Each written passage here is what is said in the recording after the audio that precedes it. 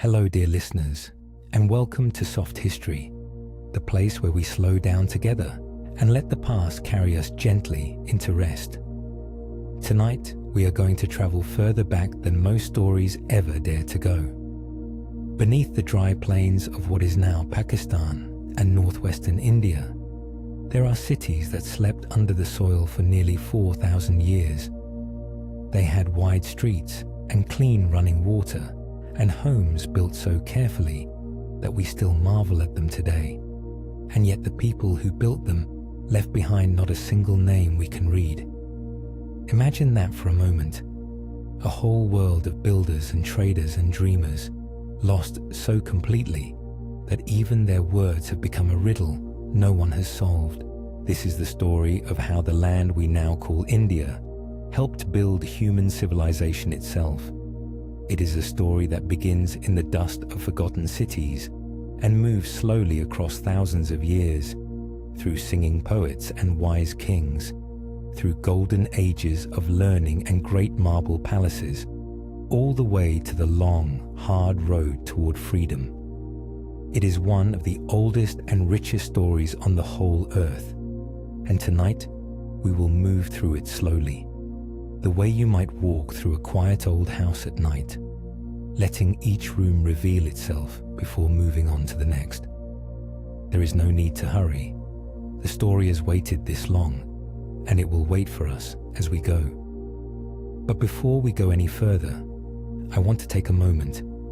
On this channel, we explore fascinating subjects in calm and careful detail.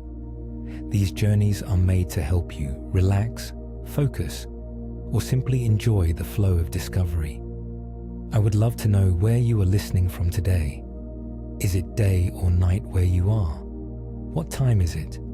Are you tuning in while studying, working, commuting, or simply winding down? Drop your answer in the comments below. It is always wonderful to hear from you. And if you enjoy content like this, please support the channel by liking this video and subscribing. It helps us bring you more of these journeys. So now, let us go back to the very beginning, to a wide green valley, where the first great cities of this land slowly rose beside a mighty river. Picture a broad plain of soft earth, stretching out flat in every direction under a wide and pale morning sky. A great river moves slowly through it, brown and steady, carrying water down from distant mountains you cannot see. This is the valley of the Indus, more than 4,000 years ago, and along its banks something remarkable is happening. People are building cities, not small clusters of mud huts, but real cities, planned and ordered, with streets that cross each other in neat straight lines. The two greatest of these cities are now called Mohenjo-daro and Harappa, though we do not know what their builders called them. As the sun climbs higher, the streets begin to fill with the soft sounds of daily life, the creak of wooden carts, the low voices of traders, the splash of water being drawn from wells. If you walked through one of these cities, the first thing you might notice is how clean and careful everything felt. The streets were laid out in a grid, the way a modern city planner might design them, with wide main roads and smaller lanes branching off between the houses. The houses themselves were built of baked brick, and here is a wonder that still surprises people today. The bricks were nearly all the same size, made to a shared measurement, as if everyone across this huge region had agreed on exactly how a brick should be. That tells us something quiet but powerful. These people were organized. They shared rules and ideas across great distances. They were not a scattered handful of villages, but a true civilization, working together in ways the world had rarely seen before. The homes were simple and practical, but they held small comforts that speak to us across the centuries.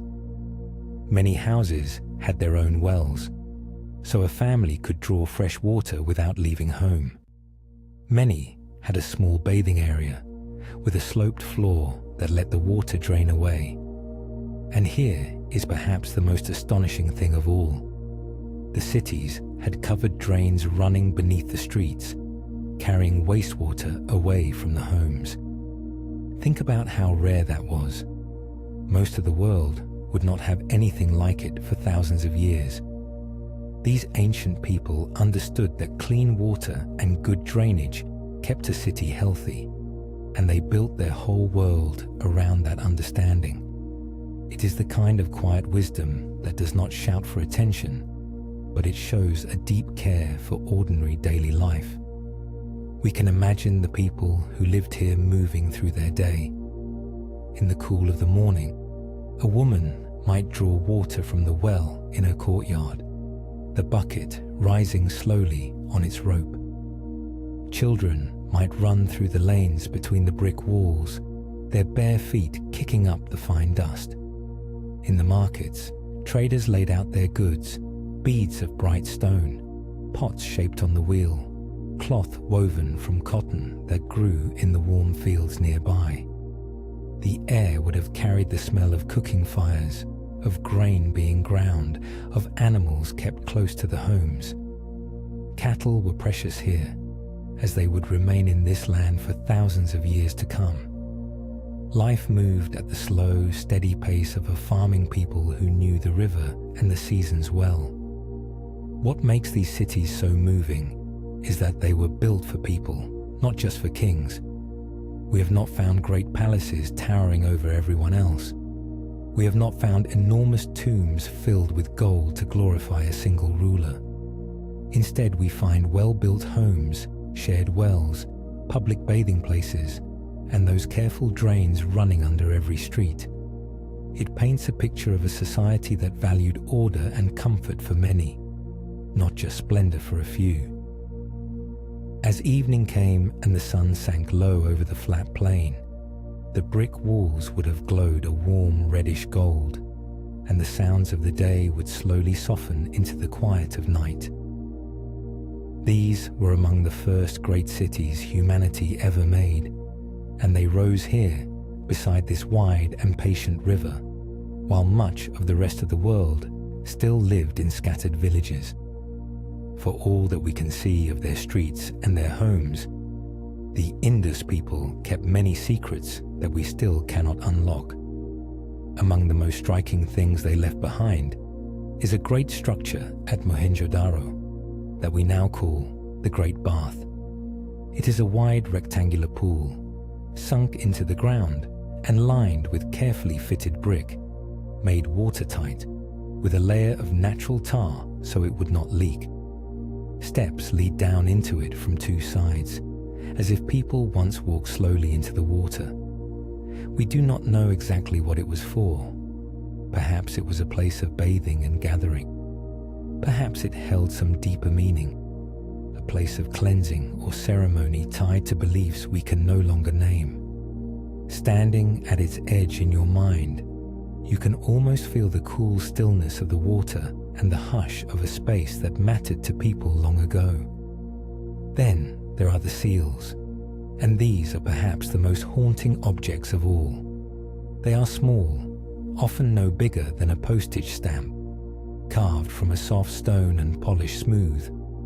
On their faces, ancient craftsmen carved beautiful little pictures, most often animals. A powerful bull stands proud. A creature that looks like a unicorn appears again and again.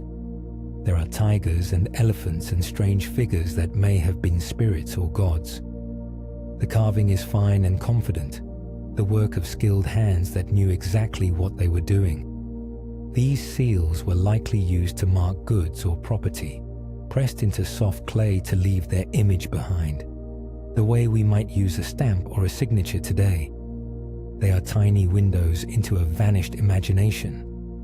But above each carved animal on these seals, there is something that has defeated every scholar who has ever studied it. There are short rows of mysterious symbols, a writing system that no one has ever been able to read. We can see that it is writing. The signs repeat in patterns. They appear in a consistent way across the whole civilization. And yet, we have no key to unlock them. There is no ancient dictionary, no long inscription that explains itself, no second language written beside it to help us compare. So the words of the Indus people sit there in front of us, clear and silent, holding messages we will perhaps never understand. Think of how strange and moving that is. We can walk their streets and use their drains, but we cannot hear a single thing they wish to say. This silence makes the Indus civilization feel both close and impossibly far away. We know so much about how they lived, and almost nothing about what they believed or felt or feared. We do not know the names of their leaders, if they had any in the way we imagine. We do not know what stories they told their children at night, or what they thought happened to a person after death. We can only guess at the meaning behind their little carved gods and their great quiet bath. In many ways, they remain a civilization of objects without voices, of actions without explanations. And yet those objects speak in their own way, telling us of patience, skill, and a deep love of order. What we can say with confidence is that these people were connected to a much wider world. Traders from the Indus cities reached far beyond their own valley. Goods made here, especially those fine beads and carved seals, have been found in distant lands across the sea, in the ancient cities of Mesopotamia, hundreds of miles away. This means Indus merchants loaded boats and crossed open water to trade with other great civilizations of the time. They brought back metals and other treasures their own land lacked. So this was not an isolated people hidden away in a single valley. They were part of the great early conversation of humanity, exchanging goods and ideas across vast distances, helping to weave together the first threads of a connected world. For all their mystery, they were builders not only of cities, but of bridges between peoples. And then, slowly and quietly, this whole world began to fade. There was no great fire that we can find, no record of a mighty army marching in to destroy the cities. Instead, the end seems to have come the way a long evening fades into night, gradually and without drama. Over a span of many years, the people began to leave. The careful streets grew quieter. The drains were no longer kept clean.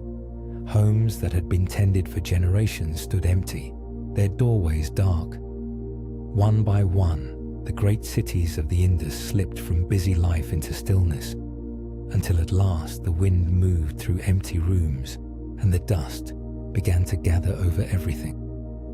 Why did it happen? We are not fully sure, and that uncertainty is part of the sorrow of it. The most likely answer lies with the rivers themselves, the very rivers that had given the cities life. Rivers are not fixed forever. Over long stretches of time, they can shift their course, drying up in one place and flooding in another. It seems that some of the rivers that fed these cities slowly changed, leaving fields without water and trade routes without their lifeline. There may also have been long droughts, seasons of too little rain stretching into years, so that the harvest failed and the granaries emptied. When the water that built a civilization begins to vanish, the civilization cannot hold. As the land grew harder to farm, the people did the only sensible thing. They moved.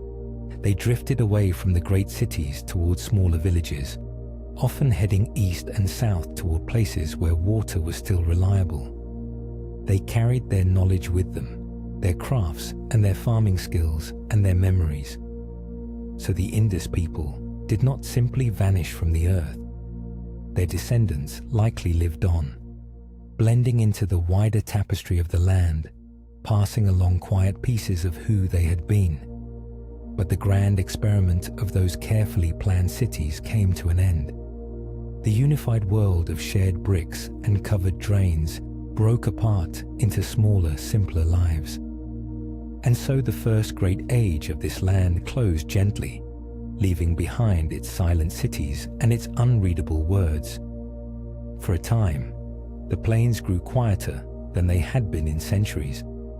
But the story of this land was very far from over. New peoples and new ideas were already on the move, drifting across the wide northern plains, and they would carry with them not buildings of brick, but something far more lasting in its own way. They carried songs, held only in memory, passed from voice to voice, and those songs would shape the soul of India for thousands of years to come. The age that followed the silence of the cities is often called the Vedic Age, and it began not with stone or brick, but with sound. Across the wide plains of northern India, new groups of people spread out over many generations, herding cattle, settling near rivers, and bringing with them a way of life built around language and ritual. We call them the Vedic people because of the great body of sacred verses they created and treasured, known as the Vedas. The word simply means knowledge, but here is what makes them so remarkable. For a very long time, none of these verses were written down at all. They lived entirely in human memory, carried in the minds and mouths of those who learned them by heart and passed them on, word for perfect word, from one generation to the next. Try to imagine the discipline this required. Picture a young student sitting before a teacher in the cool shade of a tree, the open plain stretching out around them. The teacher speaks a line, slow and clear, and the student repeats it again and again, until every sound is exactly right. There were special methods for memorizing, ways of reciting the words forward and backward and in different patterns, all to make absolutely sure that not a single syllable was ever lost or changed. These verses were considered too sacred to risk to imperfect memory, so an entire civilization poured its deepest beliefs into the safekeeping of the human mind. It is one of the greatest feats of memory the world has ever known, a library kept alive entirely by breath and devotion. The verses themselves were hymns, poems of praise and wonder directed at the forces of the world. The Vedic people saw the divine in the things around them, in the bright fire that warmed their nights, in the wide sky, in the storms that brought rain, in the dawn that returned each morning. Their hymns spoke to these powers, asking for protection, for good harvests, for healthy cattle, for victory and long life. There is a freshness to these old verses, a sense of people standing under a vast sky and trying to put into words their awe at being alive in a world so full of mystery and power. The fire crackled, the stars wheeled overhead, and the people sang to make sense of it all. Life in this age was very different from the city world that had come before. These were not people of grand brick streets and covered drains. They lived in simpler settlements, often moving with their herds in search of fresh grazing land. Their wealth was counted not in palaces but in cattle. A man rich in cattle was a man of standing.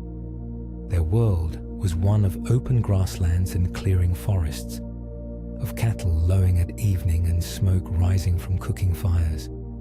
They learned to work with iron over time, which let them clear thicker forests and farm new land, slowly turning wild country into fields. And as they spread eastward across the plains, the heart of this land story shifted with them, toward the fertile valley of another great river, the Ganges. What the Vedic people built was not made of stone, and so it left fewer ruins for us to walk through.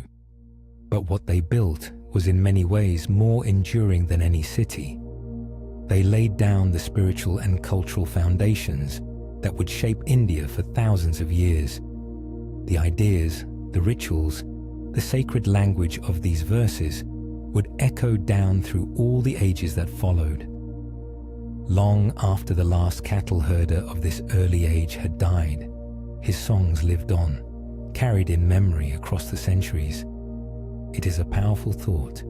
that the most lasting thing this age created was something you could not touch or see, something held only in the careful keeping of the human voice. At the center of Vedic life stood the fire, and it was far more than a simple source of warmth. Fire was sacred. It was the heart of ritual, the bright link between people and the powers they worshipped.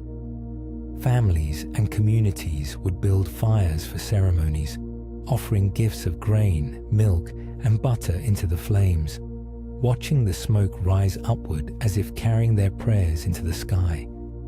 The priests who knew the proper words and the proper steps of these rituals held an important place in society, for it was believed that doing the ritual correctly kept the world in balance.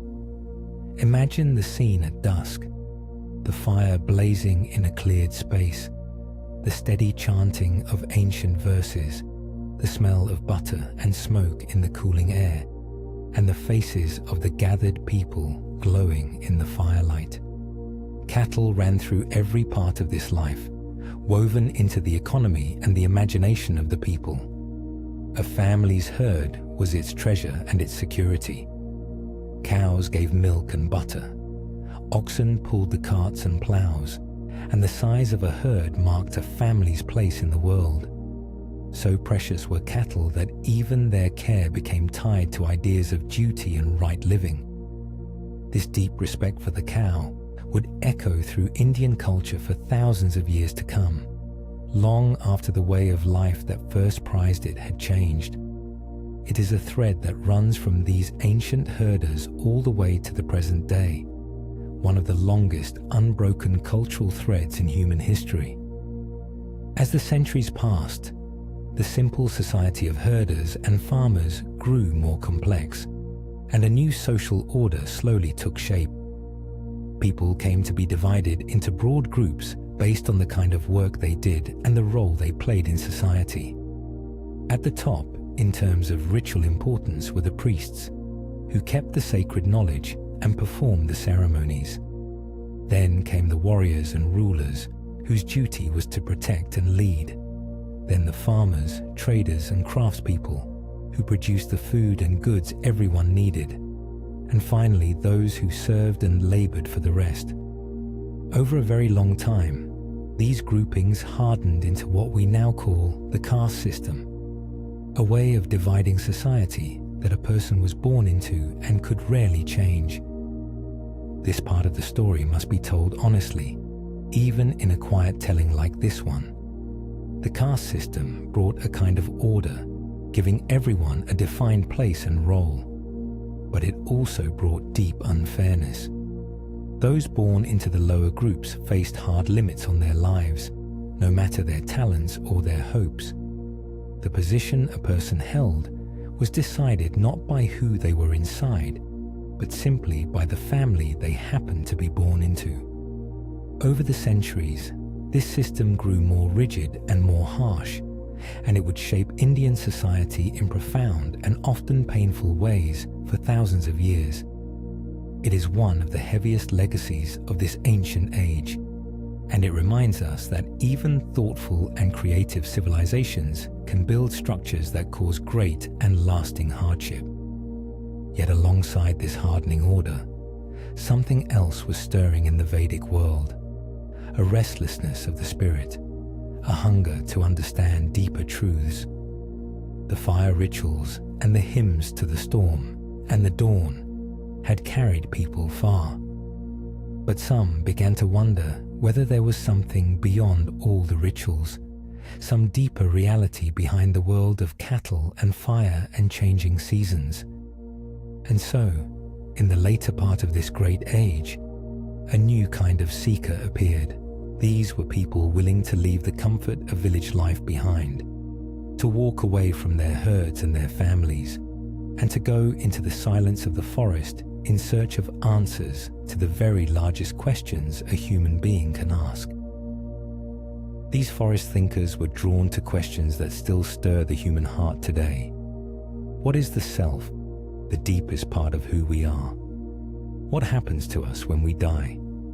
Is there some single great reality behind everything we see, behind the sun and the rivers and the stars and our own breathing? They sat in the quiet of the woods, far from the noise of daily life, and turned these questions over slowly in their minds. The answers and reflections that came from this searching were eventually gathered into a body of teachings we now call the Upanishads. These are among the deepest spiritual writings ever produced anywhere in the world, and they mark a turning point, a move from worshipping outer powers toward exploring the inner world of the soul. The Upanishads taught ideas that would shape Indian thought forever after. One of the greatest was the notion that the soul within each person and the great reality behind the whole universe are, in some deep way, one and the same. To truly understand yourself, these thinkers taught, was to understand everything. They also explored the idea that the soul is reborn again and again, passing from one life to the next, and that the actions a person takes in one life shape the conditions of the next. This idea of action and consequence carrying across lifetimes became one of the most important concepts in all of Indian thought. These were not commands shouted from a temple. They were quiet insights, spoken softly between teacher and student in the stillness of the forest. Out of this same age of deep questioning, two new paths of thought were born that would spread far beyond India and change the wider world. The first came from a man who had been born a prince, raised in comfort and shielded from all suffering. When at last he saw the realities of sickness, old age and death, he was so shaken that he left his palace behind to search for the cause of human suffering and the way to end it. After long searching, he found what he believed was the answer, and he became known as the Buddha, which means the awakened one. His teaching was gentle and practical, focused on letting go of the cravings that cause us pain and finding peace through a balanced and compassionate way of living. Around the same time, another great teacher offered a path of his own, one built on the deepest possible respect for all living things. His followers came to be known as Jains, and their central teaching was that we should do no harm to any living creature, however small. They believed that every life held value and that true freedom came through gentleness, self-control, and stepping away from violence and greed in all their forms. Both of these new paths, the way of the Buddha and the way of the Jains, grew out of that same restless searching in the forests and villages of ancient India. They show us a civilization that did not only build cities and herd cattle, but also dared to ask the hardest questions of all, and out of that asking, gave the world new ways of seeing what it means to be alive. While the thinkers searched the forest for truth, the everyday world of kingdoms and power kept turning, and into that world stepped a young man who would change everything. His name was Chandragupta Maurya, and the stories of his early life are wrapped in legend, as the beginnings of great figures often are. What seems clear is that he rose from humble or uncertain origins to dream a very large dream. At this time, the northern plains of India were divided among various kingdoms, and far to the northwest, the armies of a foreign conqueror had recently swept through, leaving the region unsettled. Into this moment of change and opportunity, the young Chandragupta saw a chance to do something no one had done before, to bring much of this vast land under a single rule. He did not do it alone, and the story of his great helper is one of the most famous in all of Indian history. Beside Chandragupta stood a sharp and brilliant advisor, a teacher and thinker named Chanakya, sometimes also called Kautilya. If Chandragupta was the strong arm of the rising empire, Chanakya was its careful, calculating mind. He was a master of strategy, politics, and the hard practical business of how to gain and hold power. He is said to have spotted the young Chandragupta's potential and guided him, shaping a clever boy into a conqueror and ruler. Together, they made a formidable pair, the bold leader and the wise counselor, each supplying what the other lacked. It is a partnership that has been remembered and retold for more than 2,000 years. Chanakya's thinking was eventually gathered into a famous work on statecraft, a kind of guidebook for rulers on how to manage a kingdom, handle enemies, gather wealth, and keep order. It was clear-eyed and unsentimental, full of practical advice about the realities of power, some of it gentle and some of it quite ruthless. It showed a deep understanding of how people and governments actually behave, not how we might wish them to behave. This kind of careful, organized thinking about how to run a state was a sign of how sophisticated Indian political life had become. The empire that Chandragupta built would not be held together by brute strength alone, but by this kind of careful planning and administration. Step by step, Chandragupta extended his power across the land. He gathered armies, won over allies, and brought kingdom after kingdom under his control. He pushed into the northwest, securing the regions that the foreign conqueror had passed through, and turned them into part of his own growing realm. He spread his rule across the wide northern plains and beyond, stitching together a patchwork of separate lands into one enormous empire. For the first time in its history, a huge portion of the Indian subcontinent answered to a single ruler. The scale of it is hard to grasp.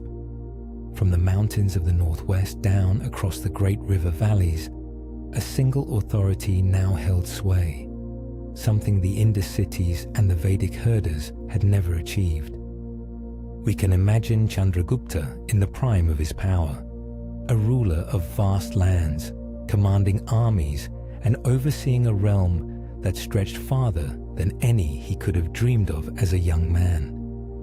Yet the most striking part of his story may be how it ended. According to tradition, after years of rule, Chandragupta gave up his throne entirely. Drawn to the spiritual path of the Jains, with its deep respect for all life, he is said to have walked away from his power and his riches to live as a simple seeker, eventually ending his life in quiet renunciation. Whether every detail is exactly true, the story tells us something about the world he lived in. Even the mightiest emperor could be pulled by the same deep questions that drew the forest thinkers, the questions of what truly matters and how a person should live.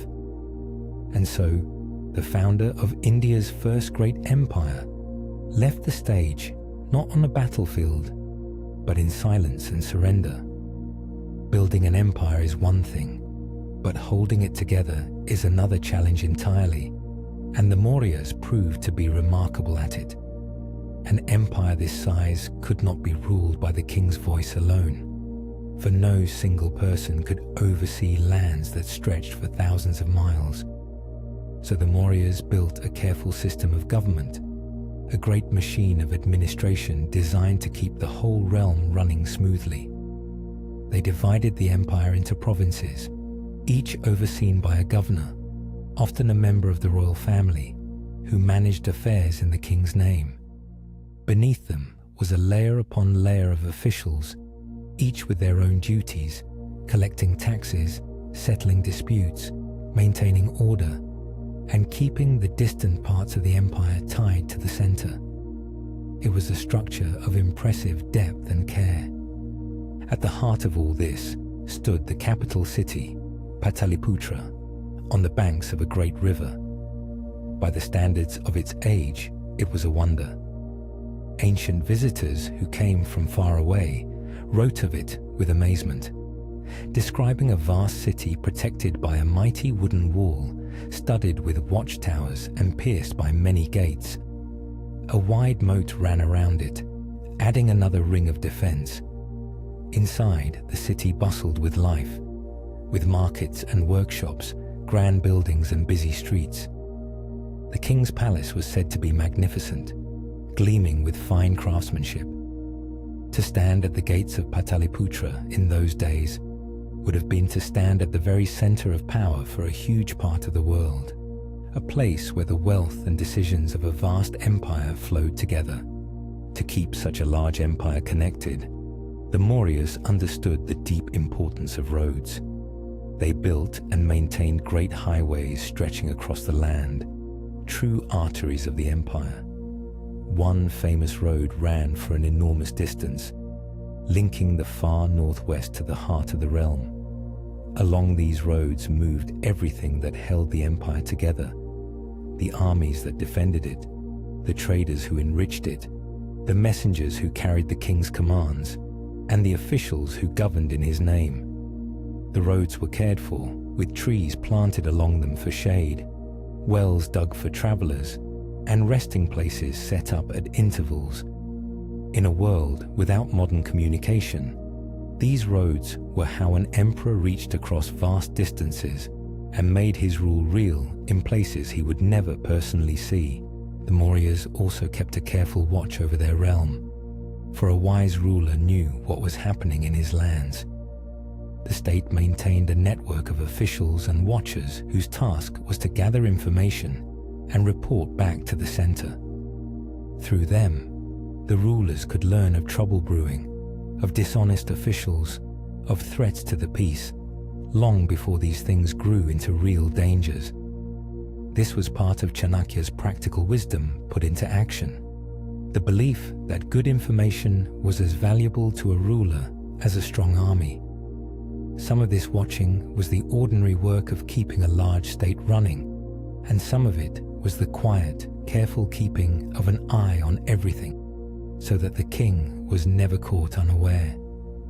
All of this together, the provinces and governors, the layers of officials, the great capital, the highways, and the careful watching, formed a machine of empire that could hold an enormous and varied land in a single steady grip. It was sophisticated and far-reaching, a way of governing that allowed millions of people across countless miles to live under one rule. The achievement was not loud or glamorous like a great battle, but it was profound. It showed that the people of this land could not only conquer wide territories, but also organize and govern them with patience and skill. And it was within this strong and well-ordered empire that one of the most extraordinary rulers in all of human history would soon come to the throne, a man whose reign would turn from blood towards something the world had rarely seen. His name was Ashoka, and he was the grandson of Chandragupta, the man who had founded the empire. When Ashoka came to power, he inherited one of the largest and best organized realms on earth. In his early years as king, he was every bit the conqueror his grandfather had been. He was ambitious, capable, and determined to extend his rule even further. There was one region that still stood outside his empire, a proud and independent land called Kalinga on the eastern coast. Ashoka set his mind on bringing it under his control. He gathered a great army and marched against Kalinga, intent on adding it to his vast collection of conquered lands. What followed was a war so terrible that it would change not only Ashoka, but, in a sense, the whole course of his empire. The war for Kalinga was brutal beyond measure. The people of Kalinga fought fiercely to defend their freedom, and the fighting was savage. When it was over, Ashoka had won. He had crushed Kalinga and added it to his empire, achieving exactly what he had set out to do. But the cost was staggering. The battlefields were covered with the dead. Vast numbers of people had been killed, and many more were wounded or driven from their homes, their lives shattered. As Ashoka walked among the ruins of his victory, surveying the rivers said to have run red and the countless bodies of the fallen, something inside him broke. This was the moment that defined his life.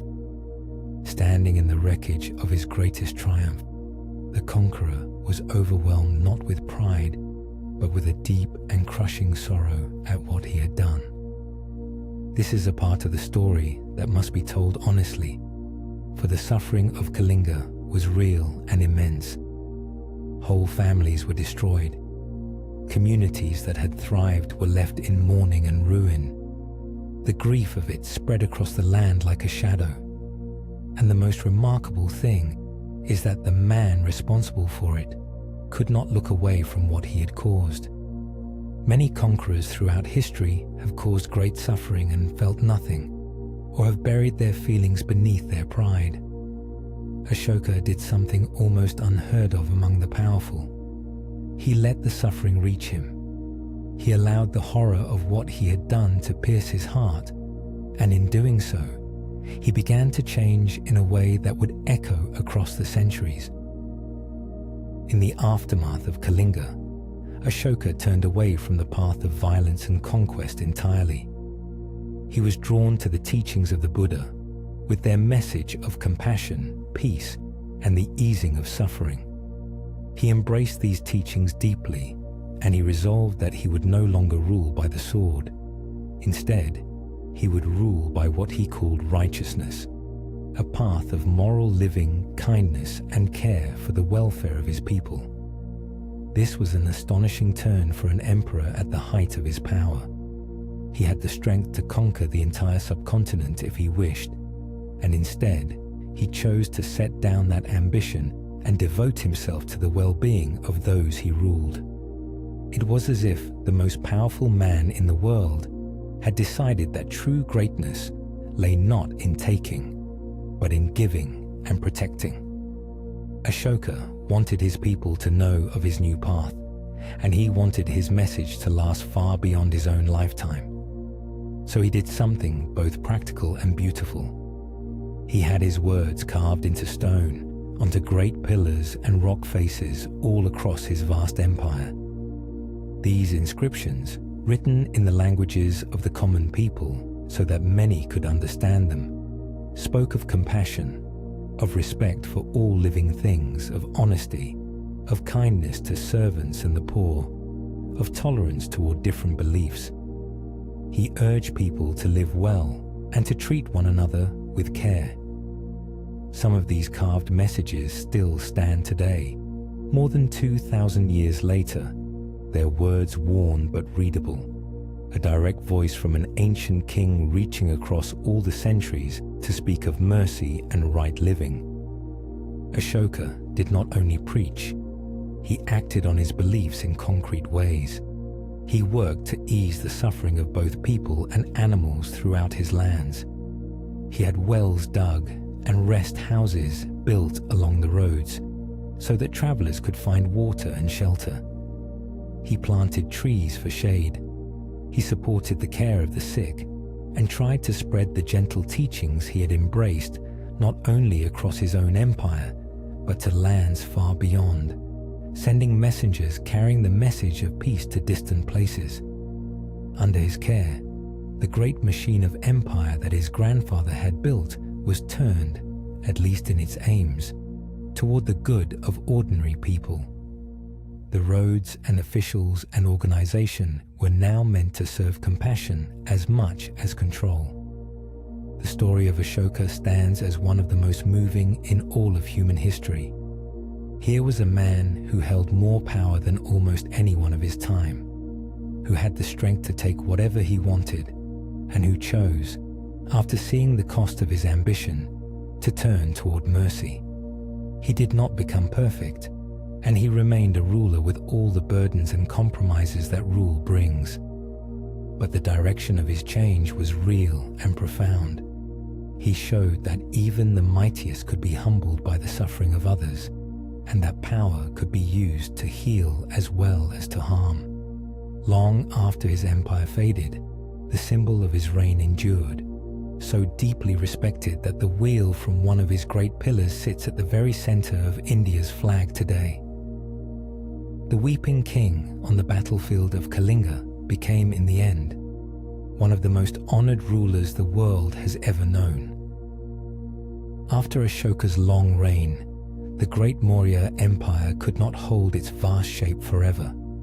Empires, like rivers, rise and fall and change their course over time. In the years that followed, the central power of the Mauryas slowly weakened. The provinces that had been held so firmly began to drift apart. Without a strong hand at the center, the enormous realm gradually broke into smaller pieces, and the age of the first great Indian empire came quietly to its close. For a long stretch of time after this, India was no longer a single unified empire, but a land of many kingdoms, large and small, rising and falling, fighting and trading with one another across the generations. It was a more scattered age, without one great name to define it. Yet it would be a mistake to think of this as an empty or lifeless time. Far from it. Even without a single ruler to unite the land, India remained vibrantly alive, and in some ways, this scattered age was rich with movement and exchange. Trade flowed busily along the roads that the Mauryas had built, and along the sea routes that connected India to distant lands. Indian goods, fine cloth, spices, precious stones, and crafted treasures traveled far across the world, carried by merchants who braved long journeys over land and water. In return, wealth and new ideas flowed back into India. The markets of the great cities buzzed with traders from many places, speaking many tongues, exchanging not only goods, but stories, beliefs, and knowledge. This was also a time when art and culture continued to grow and blend in beautiful ways. In the Northwest, where Indian and foreign traditions met and mingled, a remarkable style of art developed, blending the influences of distant lands with Indian themes and spirit. Sculptors created images of grace and serenity, and the gentle teachings of the Buddha inspired some of the most beautiful art of the age, spreading along the trade routes far beyond India's borders.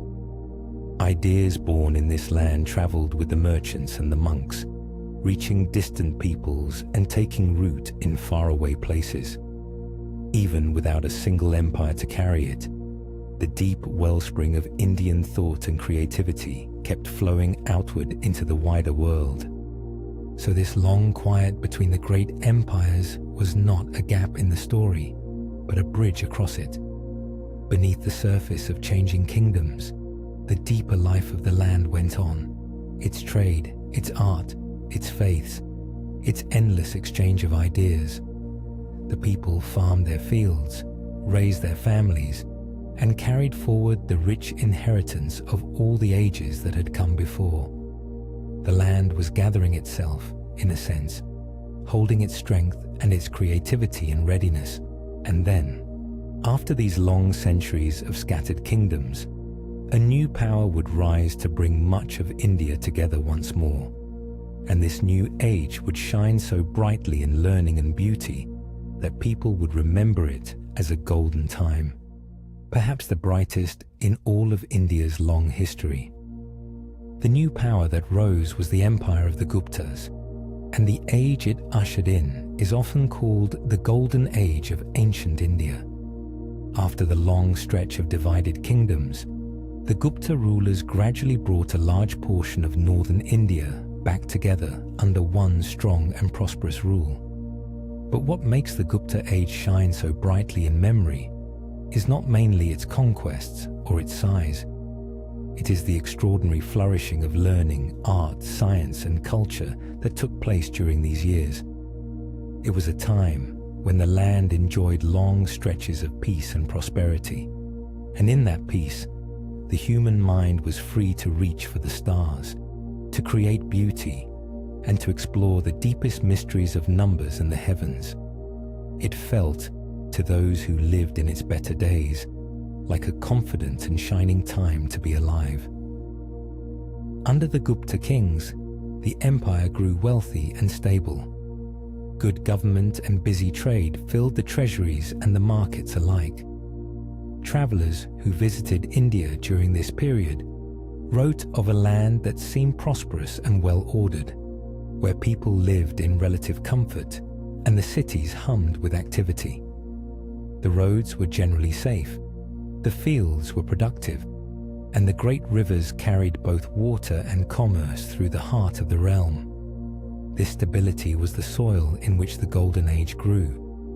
When people are not constantly at war or struggling merely to survive, they can turn their energy toward higher things, toward poetry and painting, toward mathematics and the study of the stars, toward all the works of the mind and the spirit that make a civilization great. And flourish they did.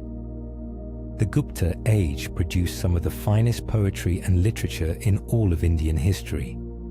Great writers crafted plays and poems of remarkable beauty and feeling, works that explored love, nature, duty, and the joys and sorrows of human life. The most celebrated poet and playwright of this age created works so admired that they have been read and performed and treasured ever since, more than 1500 years later. The language of learning and literature was polished and refined, and educated people delighted in clever wordplay, in vivid imagery, and in stories that touch the heart. To attend a performance or hear a poem recited in those days was to experience an art form at the very height of its powers. Learning of all kinds was prized and supported.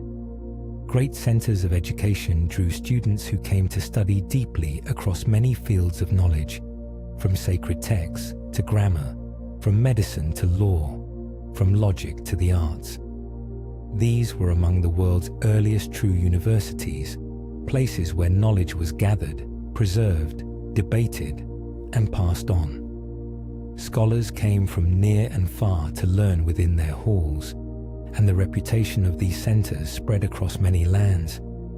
In an age long before printing, when all knowledge had to be copied by hand and carried in the mind, these places were precious storehouses of human understanding, lamps of learning shining out across a wide world. The confidence of the Gupta age can be felt in everything it created. There was a sense of a civilization at the peak of its powers, sure of itself, reaching outward and upward. The art grew more graceful, the thought grew more daring, the beauty grew more refined.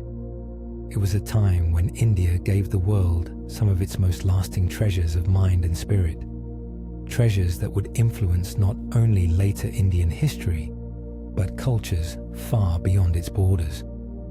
To step into the Gupta age in our imagination is to step into a bright and busy world, full of poets and scholars and artists, all working in a long season of peace. And it was in this season, amid all this learning, that thinkers in India achieved something so profound that it would quietly transform the entire world, a discovery hiding in plain sight, in the very way we count. The achievement was nothing less than the way we understand numbers, and at its heart lay one small but world-changing idea. Mathematicians in ancient India developed the concept of zero, not merely as the absence of something, but as a number in its own right, a real thing that could be used in calculation. This may sound simple, but it was a breakthrough of staggering importance. Before the idea of zero as a number, counting and calculation were clumsy and limited. With it, a whole new world of mathematics opened up. The system of numbers that grew from this idea, with its clever way of giving each digit a value based on its place, is essentially the same number system that the entire world uses today. Every time you do arithmetic, every time a computer runs, that ancient Indian insight is quietly at work. It is worth pausing to feel the weight of this. The numbers you learned as a child, the way you write a large figure like 100 or 1000, the very foundation of all modern mathematics and science and technology, traces back in large part to the thinkers of ancient India. This knowledge traveled out from India over the centuries, passing through the lands of other great civilizations, who carried and spread it further until it reached every corner of the globe. It is one of the greatest gifts any civilization has ever given to humanity, and it came not from a battlefield or a palace, but from the quiet, patient work of scholars puzzling over the nature of numbers. A single idea, born in study and reflection, ended up shaping the whole future of human thought. The Gupta age also produced one of the most brilliant minds in the history of science, a mathematician and astronomer of extraordinary gifts. He was named Aryabhata, and he lived during this golden time. Working with little more than careful thought and observation, he reached conclusions that were astonishingly ahead of his age. He proposed that the Earth spins on its own axis, turning round and round, which is why the sky seems to move above us and why we have day and night. This was a remarkable insight in a world where most people simply assumed the heavens turned around a still Earth. He worked out detailed calculations about the movements of the heavenly bodies, and he understood the true cause of eclipses, explaining them as shadows rather than as the work of monsters or gods. Aryabhata also worked deeply with numbers and made important advances in mathematics, including remarkably accurate calculations of values that mathematicians still use today. He approached the universe not as a place of magic and mystery alone, but as something that could be measured, calculated, and understood through reason. This spirit of careful, rational inquiry into the workings of the world was one of the great glories of the Gupta age. It placed India among the leading lights of science anywhere on Earth at that time. While much of the world still looked at the sky with fear and superstition, thinkers in India were patiently working out how the heavens actually moved, using the power of the human mind to lift the veil of mystery just a little. These achievements in mathematics and astronomy did not stand alone. They were part of a wider spirit of inquiry that touched many fields. Indian thinkers of this age made advances in medicine, studying the body and its ailments and developing treatments and surgical knowledge that were impressive for their time. They studied metals and chemistry, crafting iron of such remarkable purity and quality that a great iron pillar made in this era still stands today, having resisted rust for more than 1,000 years, a quiet marvel of ancient skill. Across so many fields, the same pattern appears: careful observation, patient thought, and a deep confidence in the power of the human mind to understand the world. When we add it all together, the legacy of the Gupta Golden Age becomes almost overwhelming in its richness. In this one bright season of Indian history, thinkers gave the world the foundation of modern numbers and the idea of zero, made bold and accurate discoveries about the cosmos, advanced medicine and metalcraft, and created literature and art of timeless beauty. It was a time when this land truly helped build the foundations of human civilization, not through force, but through the gentle and lasting power of knowledge. The gifts of this age did not stay in India. They spread across the world and became part of the shared inheritance of all humanity. Every person who counts, who calculates, who looks up at an eclipse and understands it, is, in a quiet way, a student of the golden age of ancient India. Yet even golden ages do not last forever, and the brilliant light of the Gupta world eventually began to soften toward evening. Before that decline, though, the age left behind treasures in stone and word that we can still admire today. This was a time of magnificent temples and sacred art, when builders and sculptors created works of breathtaking beauty to honor the divine. They carved gods and goddesses into living rock, painted glowing images on the walls of cave temples, and raised structures of grace and harmony. In certain ancient caves, Painters of this and the surrounding ages created murals so lovely and so full of life that they still take the breath away of those who see them. Their colors faded, but their beauty enduring across more than 1,000 years of darkness and silence. The stories and literature of this age also reached a kind of fullness. The great epics of India, vast tales of gods and heroes, of war and love and duty, took their lasting shape over these long centuries, becoming treasures that would be told and retold endlessly through all the ages that followed. These were not merely entertainments. They carried within them the deepest values and beliefs of the culture, teaching lessons about right and wrong, about duty and sacrifice, about the proper way to live. Children learned them, poets sang them, and the whole society found in them a mirror of its own soul. Even today, these ancient stories live on, beloved across India and far beyond, a living inheritance from this rich and creative age. But slowly, over time, the strength of the Gupta Empire began to fade. Pressure came from outside, as new groups pushed into the empire from beyond the mountains in the north, testing its defenses and draining its strength in long and costly struggles. These outside pressures, combined with the natural strains that wear down any large empire over time, gradually weakened the central power of the Guptas. The provinces began to slip away as they had once slipped from the grasp of the Mauryas. The unified empire fractured once more into smaller kingdoms, and the long golden afternoon of the Gupta age drew toward its close. It was not a sudden collapse, but a slow softening, like the gradual fading of light at the end of a long and beautiful day. And yet, there is no real sense of loss in the ending of the Gupta age, only a sense of fullness, of a season that gave everything it had to give.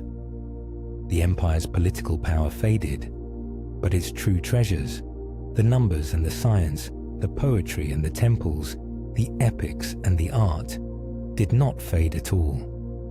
These lived on, carried forward into all the centuries that followed, woven so deeply into the fabric of human knowledge and beauty that they could never be lost.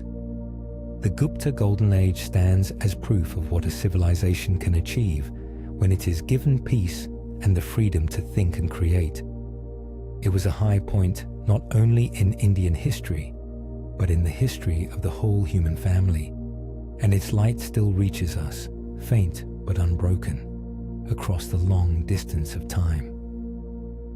After the Gupta age faded, the long story of India entered a new and very different chapter, shaped by peoples who came from beyond the great mountains to the northwest.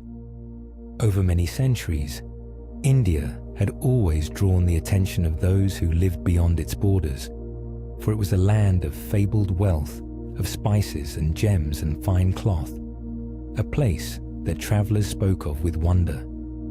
From the lands to the northwest came waves of newcomers across the long stretch of these centuries, some as traders, some as raiders, and some as conquerors who came to stay and to rule. They brought with them new languages, new faiths, and new ways of life, and over time these mingled with the ancient traditions of India to create something new and rich and complex. The most powerful of these new rulers would eventually build an empire known as the Mughal Empire, and its founder was a remarkable man named Babur.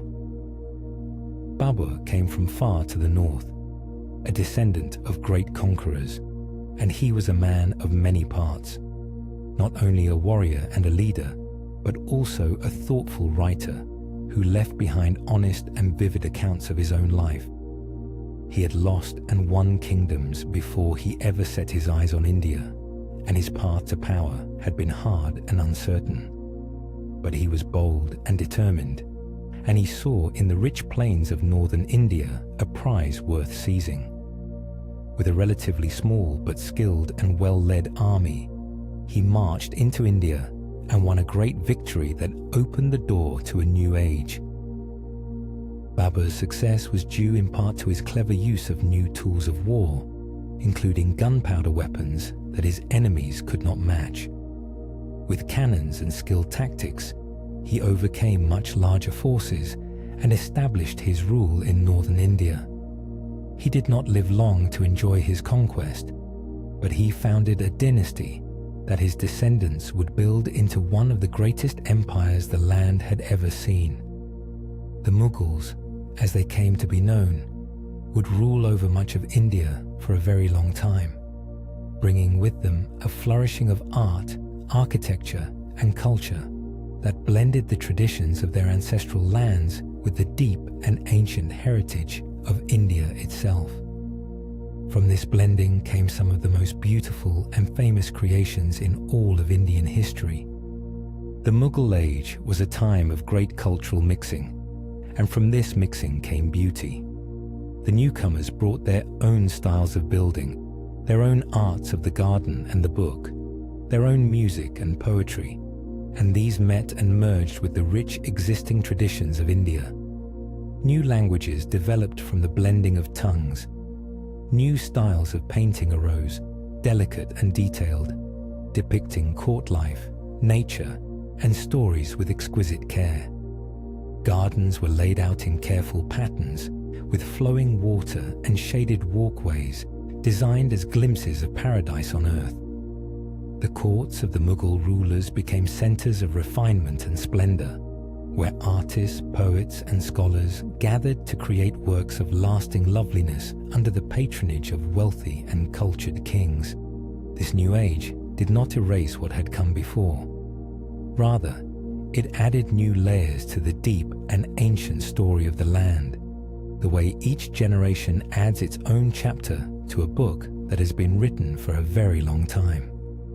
The India of the Mughals was a place where many traditions lived side by side, sometimes in tension and sometimes in harmony, but always mixing and influencing one another. The food, the clothing, the music, the buildings, and the very languages of the land were all shaped by this great meeting of cultures. It was a complex and layered world, neither purely one thing nor another, but a rich blend that gave India much of the character it carries to this day. And at the height of this age, the Mughal Empire would reach a peak of power and splendor that would leave behind monuments of breathtaking beauty. The Mughal Empire reached its greatest heights under a series of powerful rulers, and among the most remarkable was an emperor named Akbar. Akbar came to the throne as a young man and grew into one of the wisest and most capable rulers in all of Indian history. He expanded the empire until it covered a vast portion of the subcontinent, but his true greatness lay in how he chose to rule. India was home to people of many different faiths and backgrounds, and Akbar understood that an empire of such variety could only be held together through tolerance and respect. Rather than forcing everyone to follow a single way, he sought to include and honor the different peoples under his rule, welcoming wise people of many beliefs to his court and seeking understanding across the lines that divided his subjects.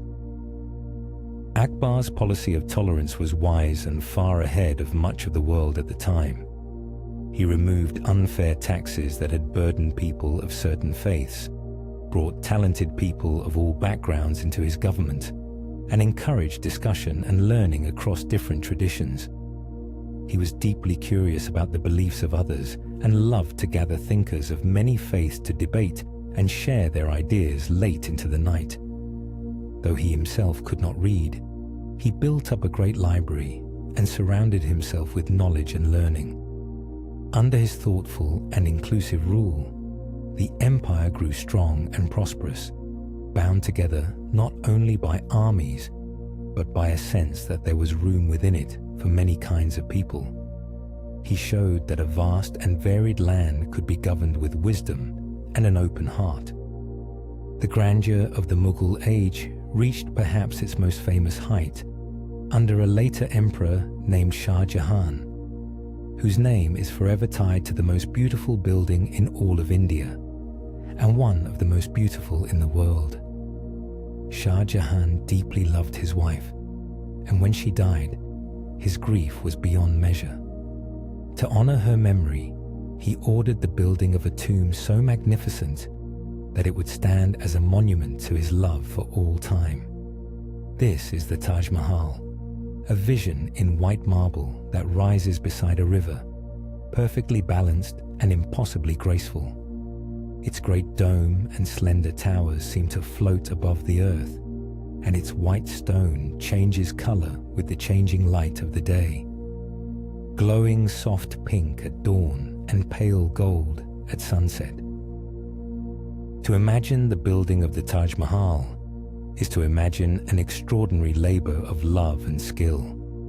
Thousands of workers and the finest craftsmen labored for many years to raise it.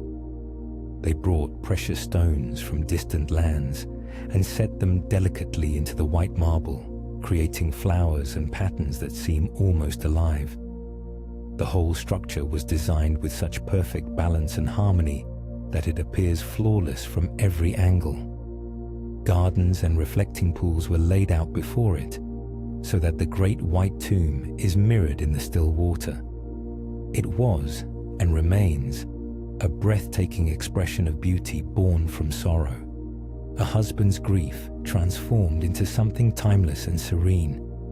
People travel from all over the world simply to stand before it and feel its quiet, overwhelming loveliness. Yet the splendor of the Mughal age carried its costs as well, and this is part of the story that must be told honestly. The great buildings, the lavish courts, and the constant wars to expand and defend the empire all required enormous wealth, and that wealth came from the labor and the taxes of ordinary people, the farmers and workers who often lived hard lives far from the glittering courts. The grandeur at the top rested on the toil of millions at the bottom, and the struggles for power within the royal family could be ruthless, with brothers turning against brothers in bitter contests for the throne. The same emperor who built the Taj Mahal was, in his old age, imprisoned by his own son, who seized power and ruled in his place. From his place of confinement, the aging Shah Jahan is said to have gazed out at the distant white tomb he had built for his beloved until his own death. So the height of the Mughal age was a time of dazzling beauty and deep contrasts, of love carved into marble and bitter struggles within palaces, of refinement and splendor resting upon the hard lives of the many. It gave the world monuments of breathtaking grace and a culture of great richness, blending the traditions of many peoples into something new and beautiful. But like every empire before it, the Mughal world could not hold its strength forever. After its greatest rulers, the empire slowly began to weaken, strained by endless wars, by struggles over power, and by the sheer difficulty of holding such a vast and varied land together. And as the Mughal power faded, a new force was quietly arriving on India's shores, one that came at first not with armies, but with ships and ledgers and the simple desire to trade. The new force came from far across the seas, from Europe, and at first it wore the face of commerce rather than conquest. Traders from several European nations had long been drawn to India by its famous riches, especially its spices, its fine cotton cloth, and its other treasures. Among these, the British formed a trading company, often called the East India Company, to do business in India. In the beginning, their aim was simply profit. They set up trading posts along the coasts, bought Indian goods to sell back home at great gain, and sought the favor of local rulers so they could trade in peace. They came as merchants, with account books and warehouses, asking only for permission to buy and sell. Few could have imagined that this trading company would one day rule almost the entire subcontinent. But as the Mughal Empire weakened and India fractured into competing kingdoms, the situation slowly and fatefully changed. The British Company found itself dealing with many separate rulers, some of whom were rivals, and it learned that it could play these rivals against one another. It began to keep its own soldiers to protect its trading interests, and over time, these forces grew into real armies. Step by step, the company shifted from trading to controlling. It made alliances, took sides in local conflicts, and won battles that gave it not just trading rights, but actual territory and power over the people who lived there. What had begun as a business gradually transformed into a ruler, gaining control over more and more of India, often through a mixture of clever scheming, force, and the divisions among Indians themselves. This is a part of the story that must be told honestly, even in a quiet telling like this one, for it brought great hardship to the people of India. As the company extended its grip, it ran its territories above all for profit, and the cost fell heavily on ordinary Indians. Heavy taxes were demanded from farmers, and the traditional ways of life and work were often disrupted to serve foreign interests. Decisions made in distant boardrooms shaped the lives of millions who had no say in them. When harvests failed and famine struck, the response was often inadequate or made worse by harsh policies, and terrible suffering followed, with great numbers of people losing their lives. A land that had once been among the richest in the world was steadily drained of its wealth, which flowed away across the seas. The transformation of India under this foreign rule was deep and painful. Old industries that had made India famous, such as its renowned cloth making, were undermined and damaged, throwing skilled workers into hardship. The economy was reshaped to serve the needs of the rulers rather than the ruled.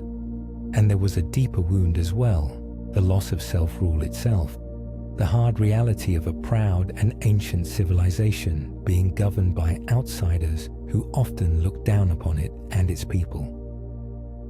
After thousands of years of building cities, founding empires, creating sublime art, and giving the world the very numbers it counts with, India found itself no longer master of its own house. It was a heavy and bitter turn in the long story of the land. Eventually, control of India passed from the trading company directly to the British government, and India became the most prized possession of a vast empire. For a long stretch of time, this foreign rule held the land in its grip. There were some changes that came with it. New railways laid across the country, new schools and systems introduced, new ideas brought into contact with old ones. But these came within a framework of foreign domination, and they served the interests of the rulers first. The fundamental fact remained that the people of India were not free, that they were governed by others, and that the wealth and dignity of their land were being held in foreign hands. Yet even in this long, dark season, something was stirring among the people of India, a deep and growing longing that no empire could finally suppress. That longing was the longing for freedom, and slowly, surely, it began to grow into a great movement that would change everything. Across India, people of many backgrounds and beliefs began to dream of a day when they would govern themselves once more, when the ancient land would be free to chart its own course. This awakening grew over many years, gathering strength and numbers, until it became one of the largest movements for freedom the world had ever seen. It found a remarkable leader in a quiet, determined man, whose name became known across the whole world. A man who believed that freedom could be won not through violence, but through truth, courage, and peaceful resistance. He taught his people to stand firm against injustice without raising a hand in anger, to win their freedom through the strength of their convictions rather than the force of arms. This was a new and powerful idea, that ordinary people standing together peacefully and refusing to cooperate with injustice could overcome even the mightiest empire. Millions answered the call. They marched, they protested peacefully, they refused to obey unjust laws, and they bore the hardships that came with their courage. It was a long and difficult struggle, full of sacrifice and suffering, but the spirit of the people would not be broken. Year by year, the pressure grew, and the day of freedom drew closer. The same land that had built some of the first cities, founded great empires, and given the world its numbers, was now teaching the world a new lesson, that the deepest power of all might lie not in armies, but in the patient, unbreakable will of a people determined to be free. At last, after the long centuries, the day arrived. India became free, taking its place once more among the nations as a land governing itself, the master of its own house after so very long. It was a moment of enormous joy and also of great challenge, for freedom brought with it the hard work of building a new nation from such an ancient inheritance. The journey had been immense, stretching all the way back to those silent cities beside the Indus, through the singing poets of the Vedic age, the weeping King Ashoka, the golden brilliance of the Guptas, the marble splendor of the Mughals, and the long, hard road through colonial rule to freedom at last. And now we have walked that whole long road together, from the very beginning to this peaceful close. What a journey it has been, across more than 4,000 years of human striving, sorrow, beauty, and hope.